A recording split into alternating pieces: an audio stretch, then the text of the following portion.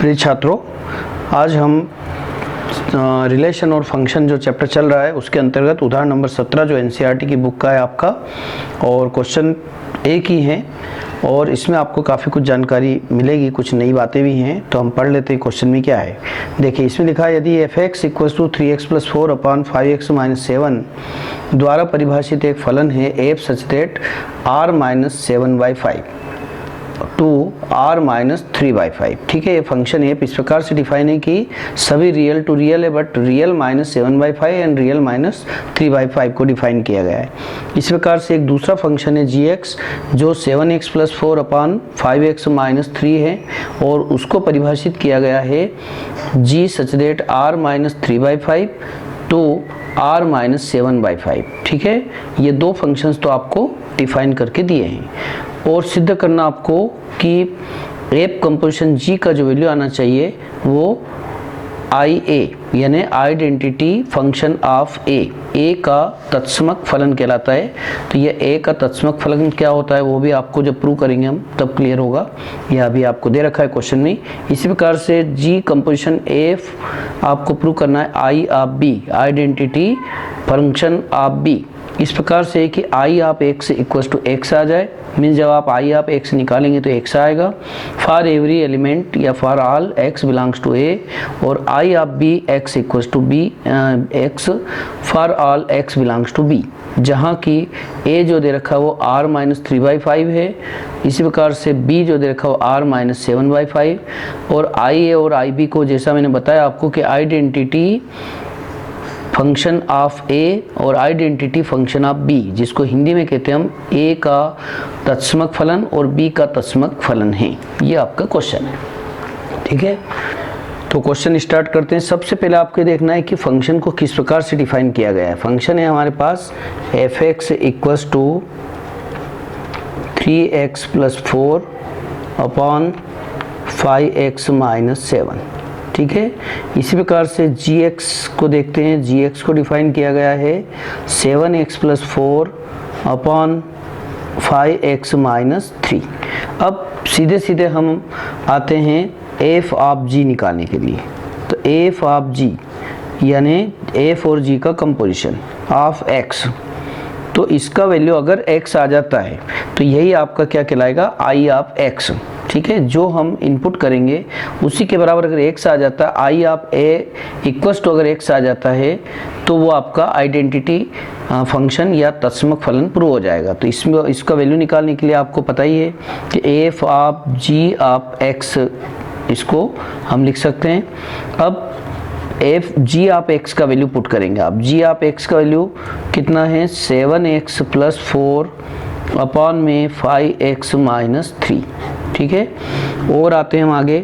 तो ये हुआ एफ ऑफ दिस। तो यूँ समझे कि अब जो इनपुट करना है वो एफ में जा कर के करना है। एफ का फंक्शन बन चुका है, इसलिए जो वैल्यू पुट होगी वो एफ में जा कर के रखना है। मतलब यूँ देखा जाए तो ये क्वेश्चन बहुत इजी होते हैं। आपको सीधे सीधे जी एक्स के वैल्यू को यहाँ रखा, ये आ गया। अब आपको एफ का फंक्शन डिफाइन होने एफ का फंक्शन डिफाइन हो रहा है, तो इस एफ के फंक्शन में जाकर के ये जो वैल्यू है एक्स की जगह जैसे आप इनपुट करेंगे तो जहाँ जहाँ एक्स है ये पूरा वैल्यू आपको पुट करना है। यानी हो जाएगा आपका जी कंपोजिशन एफ ऑफ एक्स का वैल्यू, देखिए 3 × x, एक्स की जगह क्या पुट करेंगे हम, 7x + 4 / 5x - 3।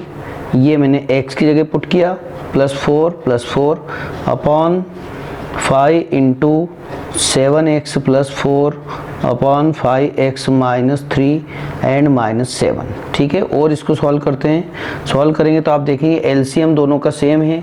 यहाँ नीचे अपॉन 1 कर लेते हैं, अपॉन 1। यहाँ का एलसीएम आप देखेंगे तो 5x - 3 आएगा, यहाँ भी 5x - 3 आएगा।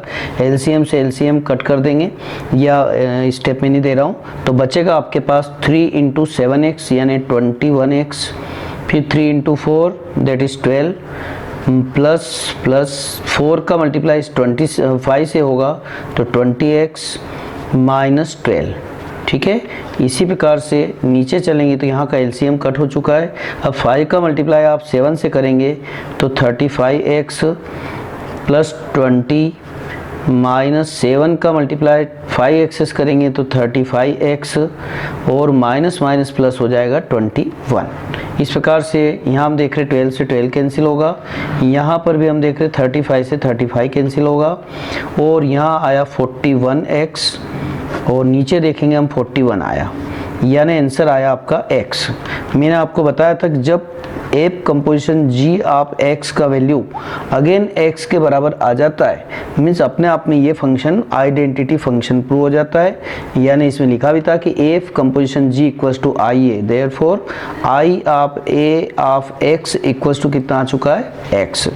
और इसीलिए हम कह सकते हैं कि ये आपका तत्समक एलिमेंट प्रूव कर दिया हमने, यानी तत्समक फंक्शन यानी कि आइडेंटिटी फंक्शन प्रूव हो गया।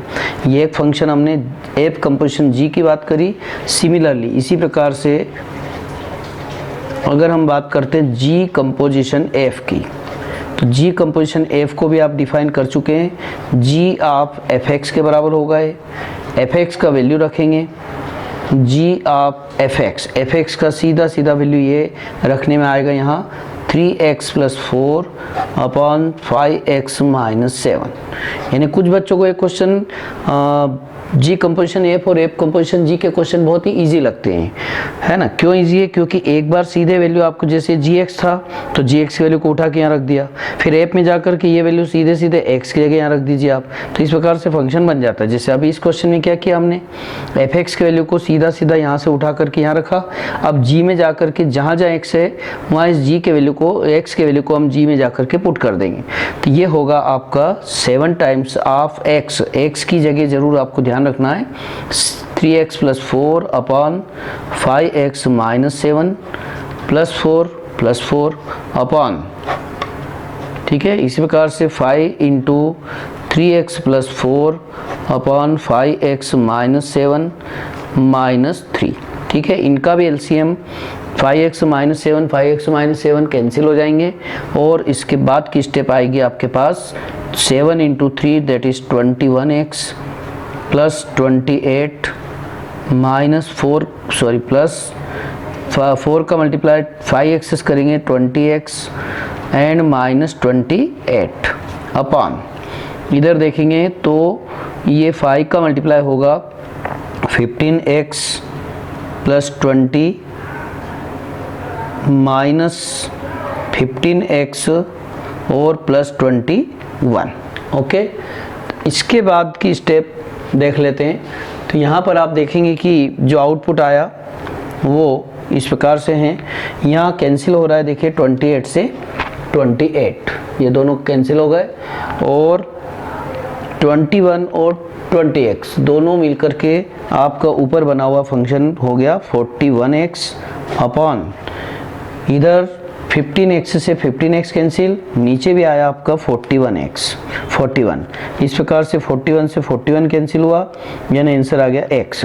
यानी हमने फिर से एक वैल्यू प्रूव करी कि G composition F of x is also equals to x, या इसी को मैं लिख सकता हूँ कि I of b of x equals to x for all x belongs to b, ठीक है।